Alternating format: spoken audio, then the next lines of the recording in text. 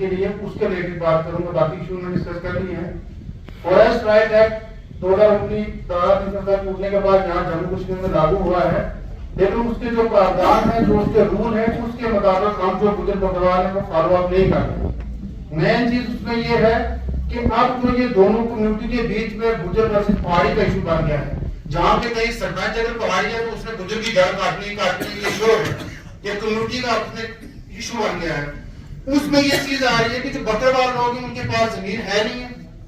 Forest right act में उनको कह रहे हैं कि आप एसटी जो हमारा शेड्यूल ट्राइब सर्टिफिकेट है वो फाइल के साथ लगाओ। जब उसके पास जमीन ही नहीं है, जमीन के लिए उसको नकल होगी तो पटवारी रिपोर्ट करेगा कि वाकई ये गुजर बकरवाल है। उस वजह से कहीं जो हमारी वो फायदे हैं वो रुक रही है। इसके लिए इसमें जो प्रावधान है और रूल जो है वो अलग से बनाए जाए।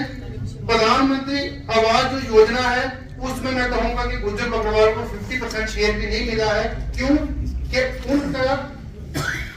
जो सेंसिस हुई है, सेंसिस में गुजर बकरवाल का नाम नहीं है।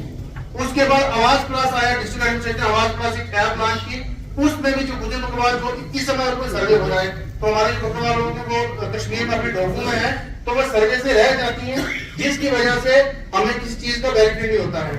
स्पेशल जो समरी डिवीजन इन दिनों में चल रही है इलेक्शन के रिलेटेड, हमारे जितने भी नुमाइंदे वो सारे पहाड़ों पे इसमें वो माइग्रेशन कर रहे हैं, उनके यहाँ पे वोट कौन बनवाएगा। जब वोट की बारी आएगी वो वोट के हक से भी महरूम रह जाएंगे। उसके साथ साथ जो हमारा पीआरआई का कैपेसिटी का बजट का जो पैसा आता है पंचायत में, जहाँ पे एसटी की सीट रिजर्व है, एसटी पंचायत रिजर्व है वहां तो मिलेगा, लेकिन जहाँ पे कोई 5 जो एसटी सीट रिजर्व है तो वहां पे जो हमारा गुजर बकरवाल का शेयर है वो पंचायत लेवल पे शेयर नहीं मिलेगा। वो कुल अगर पंचायत में 10 लाख आया तो उसमें से डाक फंड अगर 7 वार्ड है तो 8 लाख आएगा। लेकिन मैं कह रहा हूँ कि जो वार्ड अगर एसटी रिजर्व है या एससी रिजर्व है तो उसके लिए डिस्ट्रिक्ट प्रोटेक्ट बजट से भी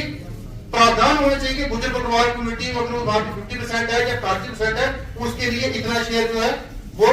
रहेगा। एमजी नरेगा का जो मैम प्लान बना है उसमें भी गुजर बकरवाल की जो जहाँ पे परसेंटेज है उनके जॉब कार्ड नहीं होंगे, अगर जॉब कार्ड होंगे तो जब प्लान बनेगा तो उनको तवज्जो नहीं दी जाएगी। उसके लिए भी आप ट्राइबल मिनिस्ट्री से एक ऑर्डर सर्कुलर लगाने का, जब नरेगा का प्लान बनेगा तो उसमें इतना परसेंट जो शेयर है वो एससी और एसटी पॉपुलेशन का प्लान में काम होना ही चाहिए, हर हाल में पंच सरपंच को रखना चाहिए। उसके साथ साथ